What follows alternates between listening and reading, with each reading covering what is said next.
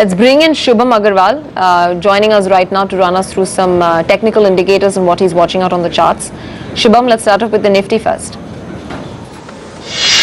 Right. If you look at the overall trend of Nifty, we pointed out last that 5500 to 5600 is a very important band on Nifty, given the fact that we have a channel that has been developed on the daily chart of Nifty. So we have already seen it, getting retested, and we have already seen a good pullback coming in from that level. So what we expect now is that the pullback should extend, and we might be headed toward the target of around 6100 to 6150. Even if you look at the very short term pattern, there is a classical pattern of inverse head and shoulder which will confirm itself if the Nifty surpasses the level of 5900, and we believe that there is a good possibility that we might see Nifty breaching above that level. So I think it's a good time to buy. A temporary pullback has already taken place on the downside, and we should be looking for a buying opportunity for a target closer to 6100, and a stop loss for this trade can be kept around 5670. Some of the sectors that can be looked at on the buy side would be banking, auto and pharma. Would you consider buying a 6,000 call option, Shubham, right now? Not really, because if we get into the call option, then there is also a time bound that is there. So I would actually prefer buying at the money call option or a maximum of a 5900 call option, which would yield a better return. Because what can happen is the Nifty might get stuck around the level of 6000, based on the expiry and the open interest buildup that is there around that level.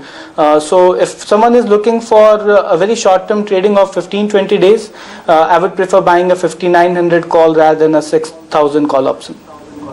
Okay, that's slightly more out of the money at this point, and considering that we may actually see some headwinds at around those levels, resistance could come in around 59.20, 59.50 odd.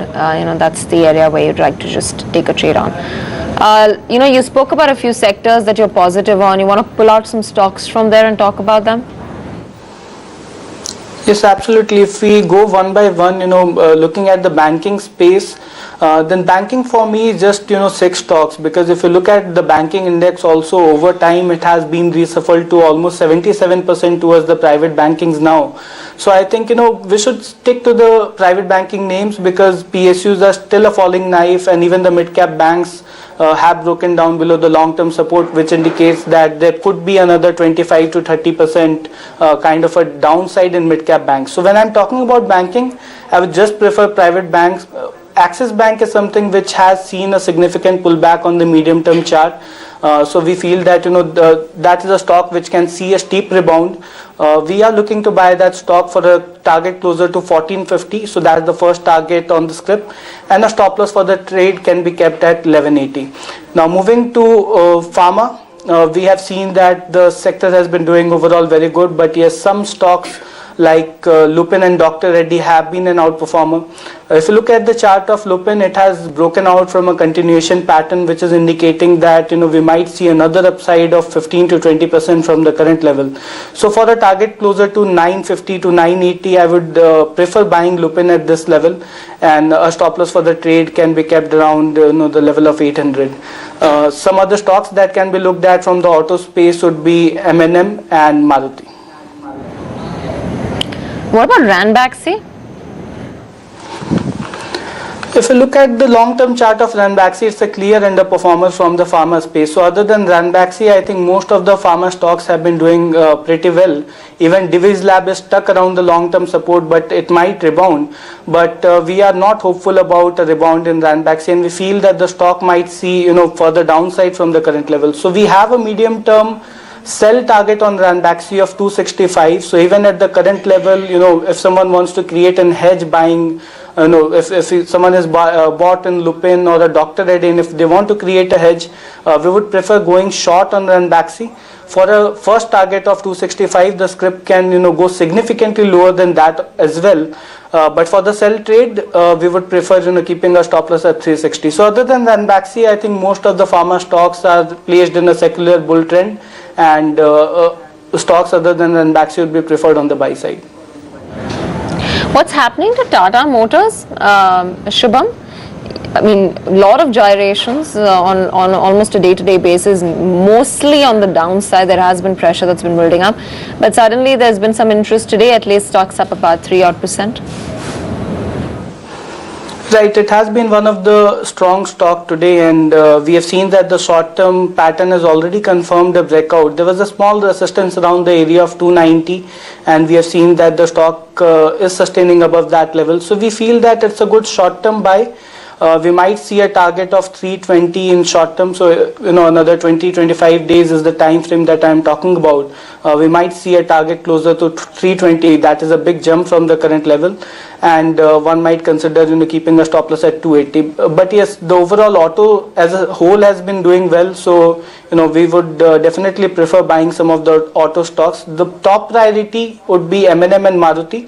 But yes, Tata Motor being one of the heavyweight in the CNX auto, I think that will also see neutral performance with the overall auto index moving up. Anything from metals and mining? JSPL particularly?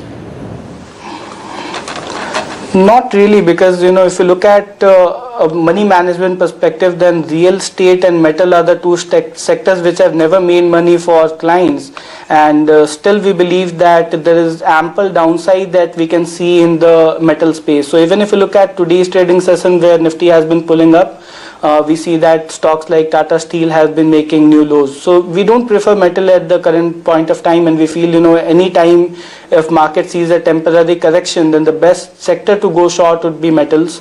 Jindal Steel and Power, it has not formed a long-term bottom yet, and we would only look to buy that script once we have that kind of a formation, which is very unlikely at this point of time. So what I see that the current consolidation that is happening, that can be taken as a continuation pattern, which means that it should again confirm a breakdown.